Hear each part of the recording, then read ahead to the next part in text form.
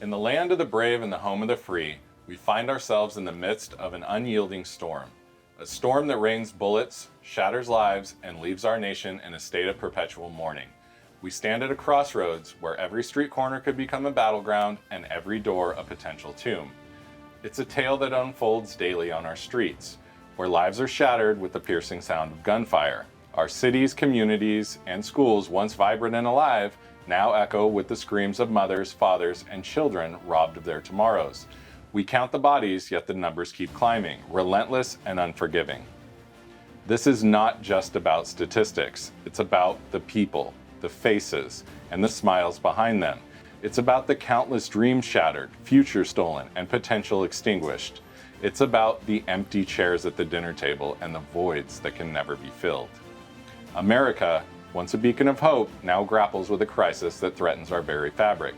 We find ourselves in a nation divided, where heated debates become an endless loop and solutions remain elusive. It's time to break the shackles of partisan politics and unite under the banner of humanity. It's easy to point fingers and assign blame, but it's not a solution.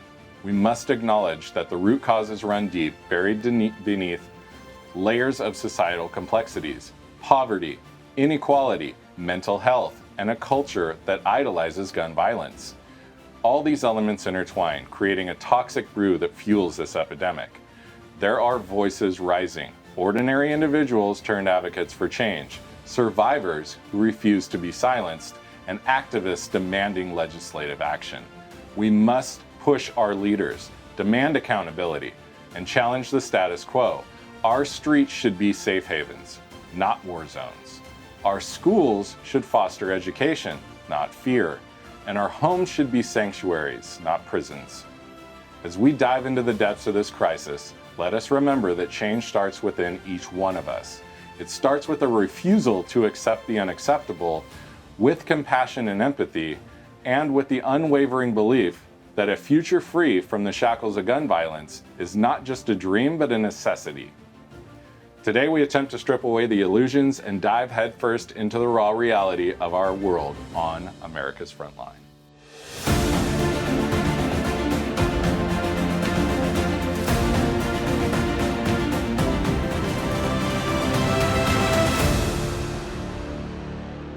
Today, we have with us Ken Hall, CEO of Armor Research Company. Thanks for coming on, Ken. Appreciate your time yet again. Yet again, pleasure to be here. You're a staple on the show. I think you might just stay for all of them.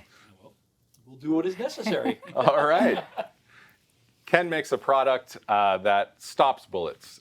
So we're going to talk to him about that. But first, I want to introduce you to Christina Coria. She is a 15-year veteran of the Santa Monica Police Department and active shooter trainer. She is now medically retired for 16 years due to gun violence. And we're going to hear her story. We're going to let her tell it. Thanks for coming on, Christina. Thanks for having me. I appreciate it. Well, this gun violence is definitely a big topic. I was on the job 15 years. I was a victim, in a sense, to gun violence different ways. First, I'll start off with my father. He was murdered when I was 12. He was a police officer in Santa Monica, retired, and when he was off duty, so it was after he retired. He was at a bar where there was a security guard who asked my dad to help him take out two drunk guys from the bar. He shows up, takes the guys out. A guy pulls up and shoots my father in the chest and the two drunk guys. The security guard had no bullets in his gun, so he never shot back. I was very young during that time. My mom was pregnant. We were all very young, so it affected us in a lot of ways. But that also made me become who I am today, or was. I was a police officer because of that. As a police officer, I actually did a lot of different things. I was actually a school resource officer, vice, gang, narcotics, CNT officer. I did a lot of different assignments on the job. While I was on the job, I got shot in the line of duty on 4th of July of 2000. It was a hostage situation on the Santa Monica Pier. What happened was we get a call saying two guys were wanted for murder and that they traced their phone call to our pier. So as soon as that happened, two officers arrived to the pier. I show up after that. They caught the first guy. They struggled with him. They caught two guns on him. The second guy took off, and they were basically in the arcade area. So at that point, I show up. My sergeant basically tells myself and another female officer to watch some bullets that are on the floor because the guy was wanted for murder, so those are possibly evidence. So I'm looking at this going, wait, why am I watching some bullets when there's an armed suspect out there somewhere? But of course I had to listen to my sergeant. So at that point, another officer shows up who was my old partner. He says, hey, Christina, can you help me cover the back? And I said, of course, sure. Let me get another officer to cover my spot. Happened to have another officer pass by. I asked him, hey, can you come cover the spot? He said, sure. So myself and my partner go to the back of the arcade. As we're looking for the suspect, we see a commotion behind the arcade. And at that time, it's 4th of July morning, early morning. So it's not at night yet. It's the 1:30 morning of 4th of July. But it was still packed. So at that point, my partner and I say, hey, I think they have him because there's a commotion. Well, what we didn't know was the guy had a hostage, and he was coming out of the arcade. And so the officers were retreating, not actually going and approaching him. So at that point, myself and my partner are running through the crowd. We hear, gunshots. All of a sudden, I could feel them whizzing by my head. I'm like, where is this guy? Where is he shooting from? We had basically no cover. At that time, actually, that's when the ballistic shield would have came in handy. Armor Research Company, their shield is an awesome shield. That would have been the perfect opportunity for me to have cover or my partner to have cover. Unfortunately, we did not have it that day. At that point, I got hit in my arm. It fractured my humerus, shattered my radius. At the time, I had no idea it was that bad. I thought, oh, it's just a graze, because my adrenaline was pumping so much. And I honestly wanted to believe it was just a graze. My partner yells at me, Christina, you've been hit. I mean, I didn't even go on the air, nothing, saying officer down or officer hit. He's like, your arm's just hanging. And I look, and I'm like, okay, yeah, this is not good. So at that point, now we're trying to retreat. And at that point, another officer shows up, and another officer shows up, so they put pressure on my arm. We didn't have tourniquets at the time, which I think is another thing that's important. We cover, we go to a police car, and they take me out of there to UCLA. At the same time, it's still going on. They had 2 other officers shot, 2 civilians. The guy ran into the arcade, held people hostage for several hours, and then finally gave up after they did the whole crisis negotiation. While I was at the hospital, they weren't even ready for me there. So I had to walk in, and then I passed out, and then they did my surgery and almost lost my arm. I was partially paralyzed, came back to work after I worked very hard to recover my arm. So it was a year and a month later, I went back to work full-time for another 8 years. I also had another situation where I was in a shooting. It was off-duty, and it was at a graduation. It was in Culver City. And I was dressed up, heels, everything. My best friend was there, who's not a cop. And my sister had just left because she knows the people also. While I'm outside talking on the phone, my best friend is talking to 2 guys who are in suits, not even gangsters. I see the 2 guys, and I see these 2 gangsters coming up, approaching the guys. And I see them pushing the guys, saying, hey, where are you from? So I'm on the phone. I'm like, okay, I got to go. And I had my gun with me, but it was in my purse. And so I approached, and I said, is there a problem? And the guys look at me, and they're like, mind your own business, bitch. I'm like, no, you need to mind your own business. And I said, you guys need to leave now. I'm a police officer, and unless you want me to call the police officers across the street, the Culver City Police Department, I suggest you leave. So they look at me, and they see my hand, and they see it's in my purse. So they're not sure if I'm being honest, if I'm a police officer or not, or what the situation is. Like, you know what? We don't care if you're a cop. Who cares? We'll come right back.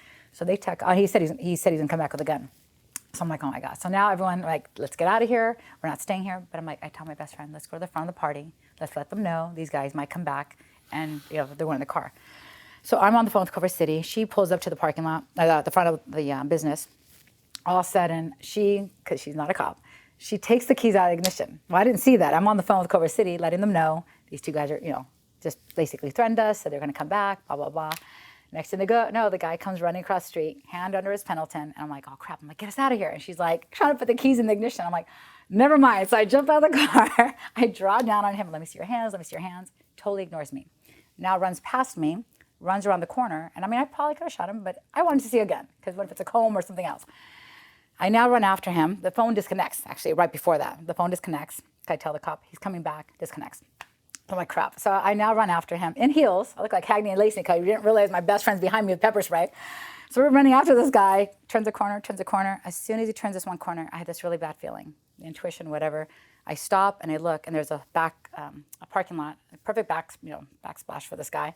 And I see he's there. There's no one else in the parking lot, and he's pointing a gun at me. And I yell gun because it's training. He just kind of, I go gun. And at that point, I guess he shot two times, and I had about 5 shots at the time. He shot twice.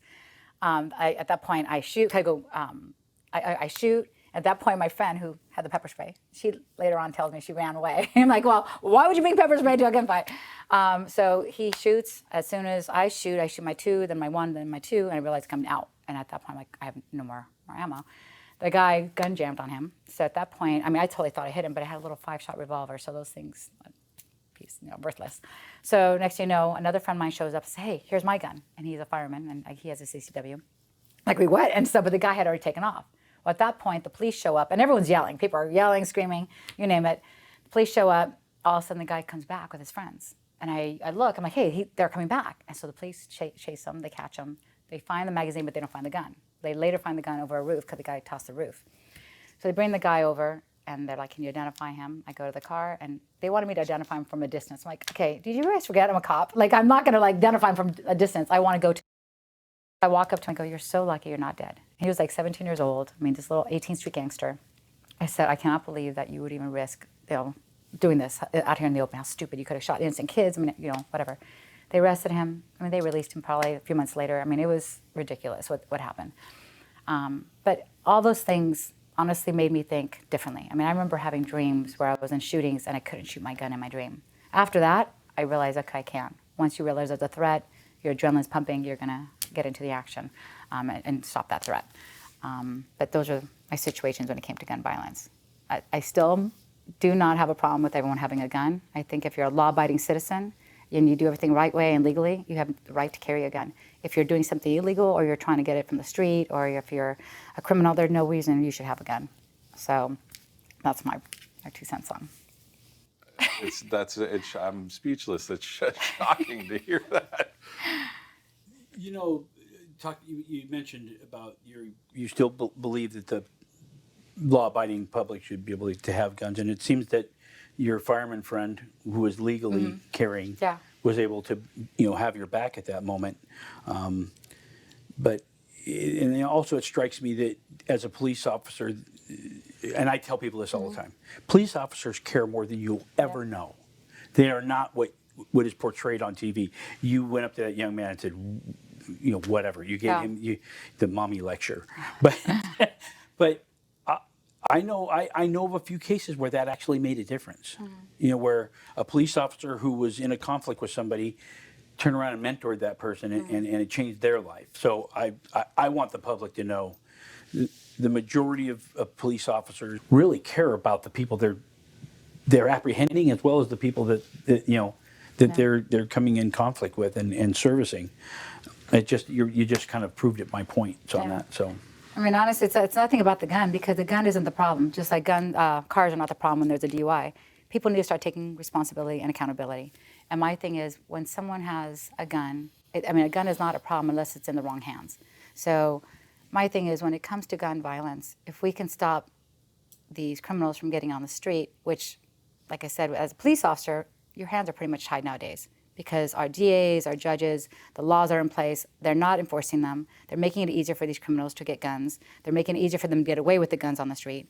If you let an officer do his job and you let an officer go out and stop these cars, these they call minor traffic stops, which they're not minor, because those minor traffic stops can lead to felony stops, to lead to the guns, the drugs, even a hostage, in the car. Like that one situation recently, there was a female who noticed a woman yelled outside the window for help because she was driving. Well, she had a guy in there who was holding her hostage and kidnapped her, and she immediately stopped the car and pulled the woman out and shot the guy because he had a gun, shot the guy in the passenger seat. So it's just a matter of keeping your eyes open and vigilant.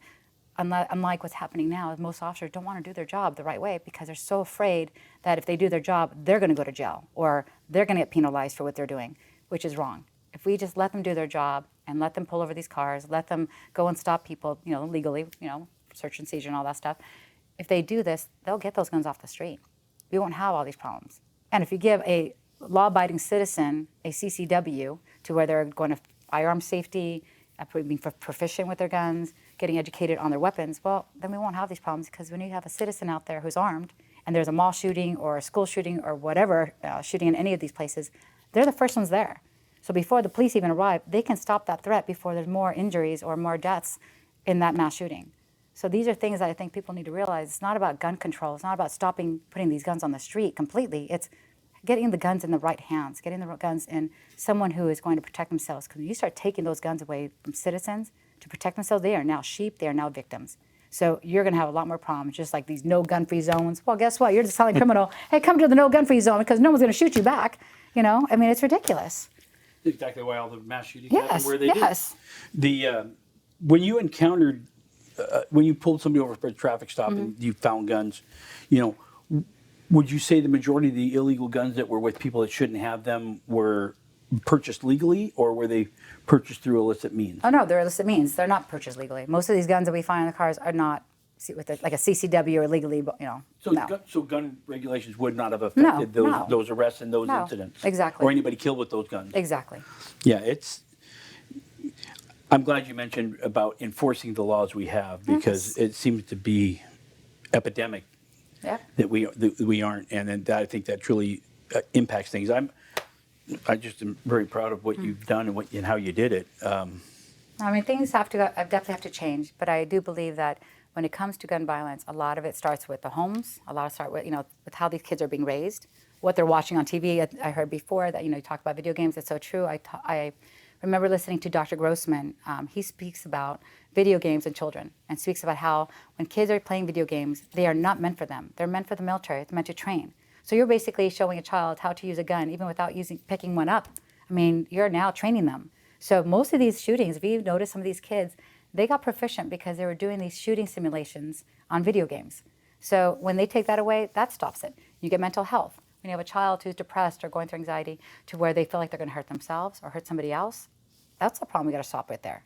I mean, I dealt with a kid who, at a school, when I was a school resource officer, he basically threatened the school, threatened the police, threatened to have bombs, all sorts of things. We went to his house, put him on a 72-hour hold, because it's not an arrest, it's a 72-hour hold.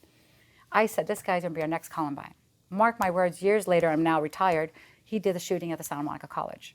So if we can stop things like that, or have something in place to where they monitor these type of children that now become adults, that if these people are making these kind of threats, then they're probably going to be manifesting that stuff later on, because it's already brewing in their head. So whether they give them 72-hour help now, it could still be brewing in their head. It's just going to take years later for them to actually push it, you know, make it happen. Like this guy, he made it happen. I think if we start with all those things, and then again, taking care of, if someone breaks the law, hold them accountable, take care of the problem, you know, put more stricter penalties on them if they're armed. I mean, all these things would stop a lot of this gun violence, you know, and put CCWs in the hands of innocent people that are law-abiding citizens that are doing it the right way, because you'll stop this threat really fast. The perspective that with CCW, I have, you know, I can carry in most states, but I train often and I practice. What is your point of view on? And this is where this gets sticky. You know, in our Second Amendment, you have the right. Doesn't mean you should. You know, you might not have the skill set. You might not have. I don't think anybody should own a gun that doesn't train or doesn't. You know, I'm a believer in that they should all have to pass a safety class in order to be able to not so much purchase, but to be able to carry a gun, which in most states you do. You know, you finally have to have some training and all that. But give me your perspective on the right to own a gun.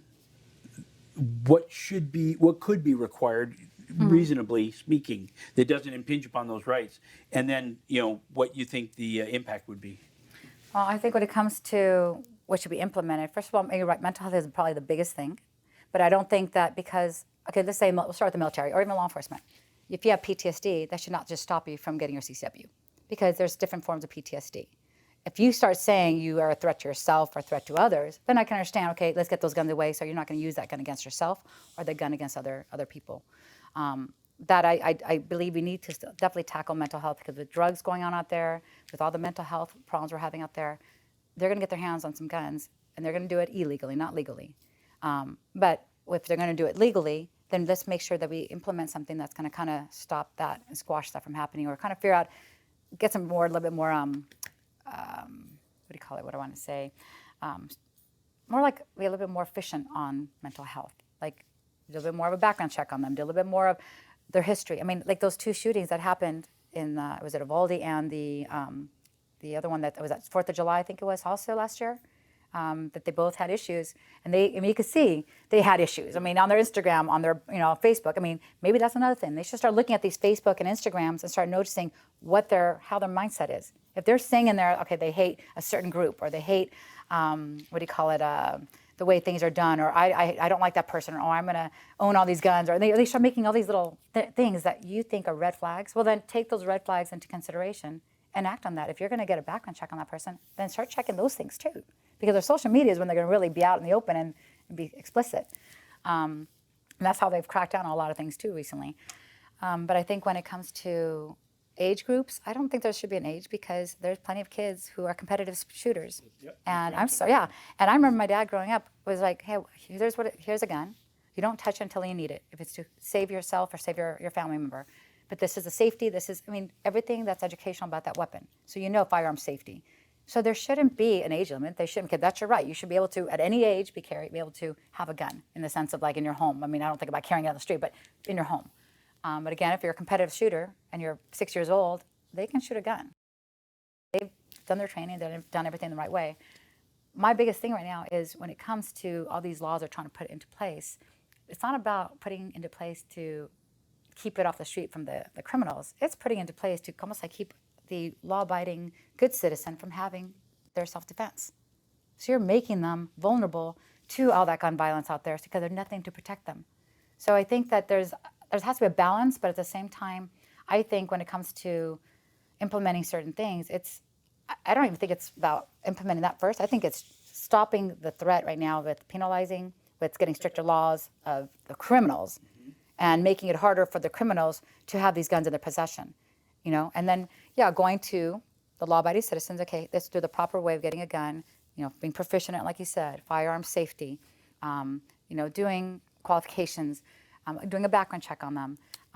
But it shouldn't be so hard that you can't get a gun to protect yourself. It seems like the states and the cities that have the most restrictive gun laws create a black market, yes, an illegal market for weapons, which means you're supplying more of the negative, yep, elements. And like you said, the law-abiding citizens have no methodology. New Jersey, you can't transport a gun legally unless it's disassembled. And what does that do? And so Canada has some of the same restrictions now. They've gotten very restrictive, and they're starting to get some backlash now. But I don't know. I don't ever want to see our populace not be able to defend themselves against tyranny. Yep. And I don't. At the same time, I think it's imperative that we have some type of training program to be able to run people through it. Exactly. If you're held on a 72, okay, you should. The department should have the right to follow up on that, yes, for 4 years. Exactly, or even longer. This kid. He was 17 years old at the time, and then he became an adult. And I don't know I can't remember how many years after. But still, it doesn't matter. You should, yes, you're going to pick up on trends and keep it going. Maybe. Yes. So I don't know. There's really a balance between rights and civil rights as well as Second Amendment rights. But I think right now they're really trying to push getting everyone's guns away, and not just guns. It's our rifles. And when people say, "Oh, it's not meant for hunting," or "It's not meant for," they're trying to put it as in a scope of like just a handgun. No, a rifle is not meant for, we'll say, like hunting or like whatever they want to call it. They're sporting things. It's meant to protect it from the government, just like what happened in Germany, the Holocaust. I'm sure those people, if they had weapons to protect themselves, they'd be alive today. But because they took away their weapons, they had no way to defend themselves. So I feel like right now this government is not helping us. It's making it easier for these criminals to take over. It's making them easier to basically make us defenseless. And then the government's up making us defenseless more because they want to basically come in and take our rights away from us so that they have full control over us. So what was your average response time to a domestic? In Santa Monica, it was pretty fast because we're 8 square miles. What's fast? Well, still, no. And even that, it'd probably be maybe 15 minutes at the most if you're like right in the area, or it could be even up to 30 minutes. You never know. 15 minutes, and if there's a life-threatening conflict. Oh yeah, no, you need it. A few minutes. Right. So if the government can't be there to protect you, who's going to protect you? Who's going to protect you? So that's where I get into it. If the government can't do the job, it falls to us. When they start taking our guns away, that's when people need to wake up. Yeah. Well, I think you both have a pretty clear understanding of the path that is going to lead towards the balance between gun control and not infringing on our Second Amendment rights to bear arms and to protect ourselves. And, the Constitution was written for the people to protect them from the government. Yeah. And I think a lot of people have forgotten that lately. Yep. You know, you do need the ability to protect yourself and your family. If that, you know, we depend on the police for civility, but they could, like, you know, if something's happening right now, The police aren't, and right now, they're not especially. going to be there until after Yeah. the crime's been committed. Well, and right you now, need to be most able police to protect forces your are family. having a very, they're having a lot of shortage of police officers. So police officers can't be everywhere. And my thing is, with all these crimes that are happening now, with shoplifting, and even shoplifting, like in San Francisco and certain areas, they're allowing these shoplifters to just go in, break their stuff, and pretty much slap on the hand. My thing is, okay, those shoplifters, if they're planning, they're bringing in bags, that's not shoplifting anymore. It's now burglary. They've already premeditated what they're going to do. That's now a felony. It's not a misdemeanor anymore. So they forget those things. They are basically making these criminals have more rights than our citizens, and it's sickening. And what's going to happen is that those shoplifters could be armed. So that shoplifting can now become, you know, a situation where even if a citizen went to go stop them, they're going to shoot that person. I'm sorry, and you're going to let the people continue doing their stuff. One little thing, you give them a little, like an arm, they're going to take a hand, they're going to take an arm. They're going to make things worse. And I think if we don't stop this now, that's going to get that right there is going to make our situation a lot worse. So I think business, if you look at businesses in cities and counties that are making those decisions, you're seeing a shift because when money's involved, you know, now profitability, you know, there's profit and loss, and when there starts to become more loss than there should be, those businesses are moving out of those counties. So Well, I think we're kind of seeing that shift. And insurance now. companies are going to only take so much. I mean, they're all covered by insurance, but guess what? Insurance companies are going to be like, no. I'm sorry, if you're not basically doing something to be proactive and stop this from happening, why are we going to be paying you guys out when you're not stopping the problem? You're contributing to the problem. So their money is going to be coming out of their pockets. They're going to be like, no, then guess what? Your insurance is going to go up a lot higher. So everything's going to change. And then you have the situation where the police can do their job perfectly without an error. Yeah. And yet you have a politician, an elected DA, who chooses not to enforce the laws and throws the whole town into an uproar, and the police officers are restricted from doing their job, and they're still ready and willing to do their job fully, wholly, and yet they're undermined every step of the way. Step of the way, and there's an agenda behind it, in my opinion. But nevertheless, it's as long as we allow that to happen, we're still going to suffer these types of problems. It needs to be addressed all the way through, but the shortest route to the best solution at this moment is still mitigating the damage by getting to the point of impact as quickly as possible. And that means a single officer responding. That's the shortest route. So Saving lives should always take precedent over any policy, politics, or whatever. Well, look what's happened at the schools, all these school shootings. Yeah. First thing on the news, you get these kids that are up there now and talking about gun control. I mean, I'm sorry, kids don't talk about gun control unless you're telling them about gun control. Right. So when you're starting to use our kids, our survivors, our victims, starting to use them as your little propaganda, in a sense, or your ploy, like, hey, okay, this happened, but now you're going to use this because you're going to get gun control. We're going to take away the gun because you don't like having guns in the schools or don't like having guns out there, period. Well, sorry, if you start telling these kids what would be important, what would you like in the schools? Okay, I would rather have a school resource officer who's armed because that makes me feel safe. I would like somebody even on the outskirts of the school, right? Not the school door. It could be on the parking lot, like, the entrance of our the driveway. Something so you're stopping that threat from coming anywhere closer. So you give these kids a chance, or anyone a chance to either take off or have another advantage.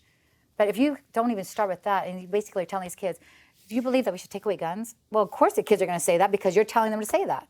And these kids right now are so traumatized by everything that's happened. Right now, their minds are sponges. So when you tell them something, they're going to believe that's the solution. That's not the solution. And most kids who have parents that are cops, those are our military. Those are the kids that are going to probably survive because those are the kids that are going to say, no, you need a gun to protect yourself. Because if I had somebody come in my house and I'm a 10-year-old little kid, and my mom is getting assaulted, I'm going to go shoot the guy. I was taught how to use that gun. I had the proper education on it. Well, a kid who doesn't, he's going to be like, oh, well, not the gun's the problem. No, the gun's not the problem. The person who's holding the gun is the problem if that person's going to shoot your family. what do you think about teachers being licensed to carry and trained to carry? I think if they want to, then they have all the right to. Because, I'm sorry, if I'm in a school and I want to protect my children or anyone else's children, I think I should have the right to be able to protect them. And I also believe that every classroom, since they want police officers to have cameras, every classroom should have a camera. Every hallway should have a camera. Every freaking the exterior, the exterior of the school should have cameras, because a family member should be able to see what's going on with their child in the school. A child member should be able to see, okay, if there's a threat going on, I mean, the police, I know there's a lot of programs now that they're doing that a police officer has a laptop and you can see what's happening in the school. If something happens as a threat, there should be alarms in place, like a teacher should have like alarm saying, okay, the threat is here, I heard their shot like right outside my door. So that way they know where the threat is, and they're not over here wasting their time, they're actually over here where the threat is actually at. And they have cameras to see what's going on in every classroom, every hallway, so you have an advantage point rather than wait till the last minute and be like, okay, where's this guy? He's in what classroom? What's there? What, because they don't know the map of the school. So if we give them an advantage to the police department, that also helps. And then if the teachers have guns or a tool or a shield or something, it gives them the advantage point. But we are not giving them advantage points. We're actually weakening them, because by putting no gun-free zones, that in any, whether a school or a hospital or whatever, that is making it a lot more viable for these idiots to come in and shoot up the school or hospital or mall or whatever. Well, the lives saved really comes down to, it sounds like, the time to neutralize that threat. And by building in barriers that increase that time isn't productive. I'm glad you guys both came on. Thank you so much for telling your story. And Ken, your input is always appreciated and helpful. Having dialogue like this, I think, is really important. So thank you guys both for coming on. Thank you. We are going to go over to Washington, D.C. for a moment, and we're going to talk to Hampton Dowling about the global implications of gun violence. Hampton? Hey, hello, Nick. You? Thanks again. Doing well. I've joining enjoyed us. the conversation. All right. We appreciate you coming on yet again. Value your input greatly. Your opening was wonderful, by the way. I just thought your opening remarks were terrific. Really concise and really nailed the topic on the head. And listening to Christina's story was really humbling and really honed in on several points that are important certainly for Americans. Well, thank you. I appreciate that and appreciate your time and input, Hampton. I do have a question for you. Sure. How does the level of gun violence in the U.S. compare to other countries around the globe? In many respects, it's comparing apples to oranges. We're a nation of 330 million people with the last census. We have probably 20 million illegal aliens and probably a couple million others. So we are the third most populous country, the third largest country. We have more border lines than most other countries, far more ports of entry than any other country. A very dynamic country. The number of police jurisdictions, we have 50 states and territories. We have so many schools. We're just an immensely more complicated society than any other country in the world. And so generally speaking, when we use statistics in the United States and compare them to other countries, it's not necessarily an accurate comparison. But gun violence in the United States is high. But then, of course, given the statistics I just gave you, then you might think that could possibly be expected. We also have a right to bear arms, and as you travel around the world, as I do, there's two things that stand out for other citizens of other countries, and they believe that it's probably the two most important things that we have that they don't have. One is the First Amendment, and the other is the Second Amendment. If they had the Second Amendment, they will tell you 100% of the time that they would have probably no gun violence in their countries. And we tend to use statistics in our country to reflect interdiction by municipal police departments or maybe state police departments. In many other countries, the interdiction they have is by their para-police, their paramilitary. And those statistics don't show up in the same categories that we use for our comparisons. Other countries don't have a right to bear arms. So their gun violence is very much associated with gangs and cartels and mafias, revolutionaries, people that are against their government. And those engagements are numerous, and they're not reported in our press, not because they're unimportant, but because they just don't compare to what we have in our municipalities. If you go to the southern part of the Philippines, you go to Central America, you go to Colombia, Venezuelan border, you go to East Asia, you go to Pakistan and India, you go to parts of Indonesia and Malaysia, you go into Myanmar and Thailand, you go to East Timor. You know, gun violence is every day. It is not at all unusual to have 10, 15, 20, 30 people killed in any interaction, any engagement. Here in the United States, we have 3 or 4, maybe 2 mass shootings a year, and it covers our press corps for maybe 2 or 3 years. I'm not saying it's any less important, but put things in relative comparison. Our mass shootings are not even in a percentile. Active shooters, on the other hand, are significant. And if you take away, I think after 2 or 3 years of comparisons, if you take away the 10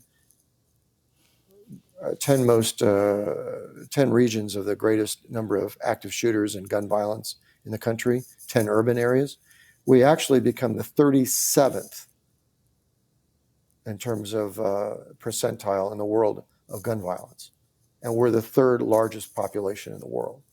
So we have the methods and means of managing gun violence in the United States. It's not because we have access to guns. It's because bad people have access to guns, as Christina was very articulate in conveying.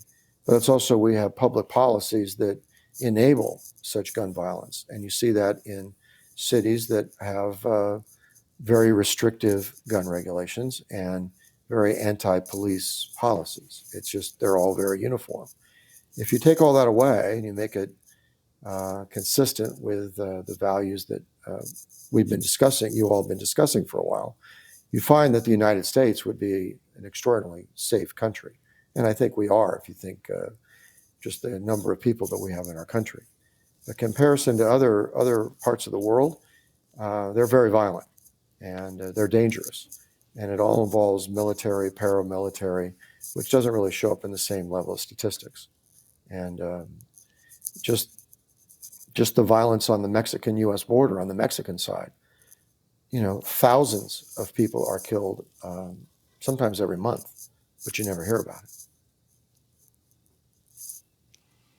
Wow. That's, those are shocking numbers. Are there any international collaborations that address gun violence on a global scale? It's a great question, and I will tell you that the U.S. is the gold standard for just about everything. We're the gold standard for border security, even though our borders are as porous as you can imagine. But the technology, the procedures, the laws that we're supposed to have are the gold standard. The procedures that we put in place to apprehending criminals, the approaches that we take in terms of tactical engagement, they're the gold standard.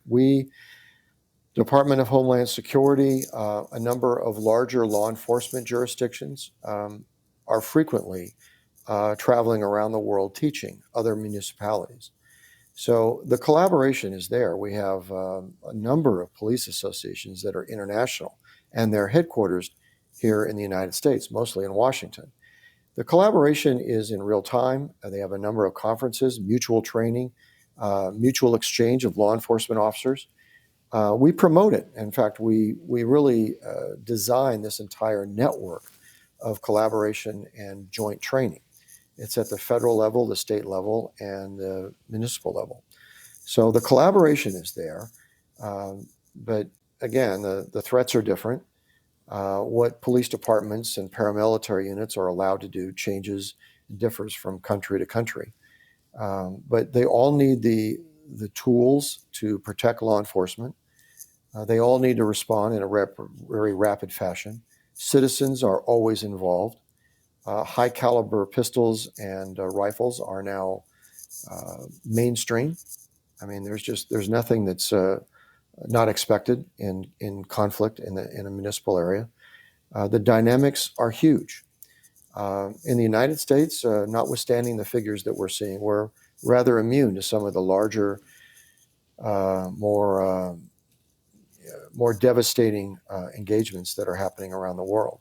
But because we have a porous border, because we are allowing so many people to flood into the United States, we're finding that gang members are coming here with extraordinarily violent intentions. They bring huge number of ammunition and weapons into the country, and they're well supported. And it's something that ends up being on the street. And like you said in your opening, it affects our communities. Is it really safe to go around the corner? Even though mass shootings are not even 1%, and even though active shooters are, may not be in your neighborhood, may not be in your news, the numbers are rising. And law enforcement needs to go prosecute gang members and a number of people that may become active shooters, that may likely be armed, but were not necessarily identified when that call came in. And that just puts tremendous pressure on law enforcement. They absolutely need to be protected. And their civil liberties need to be protected by municipalities, not removed. So other countries have different threats. They react differently. They, by and large, don't have a lot of the constraints that we have in our law enforcement. But on the other hand, we don't hear a lot about what goes on in other countries. But the level of violence, mostly around the world, is far and away above what we see in the U.S. municipalities. I do hope that we find a balance between, policy and the change that we're looking for. In regards to gun violence and all of the victims and the survivors that have suffered through it. Thanks a lot for letting me come on board. It's great to see you, Nick. All right. Thanks, Hampton. We're just scratching the surface of gun violence, and we're going to talk about this later. Come back and see us next week on America's Frontline.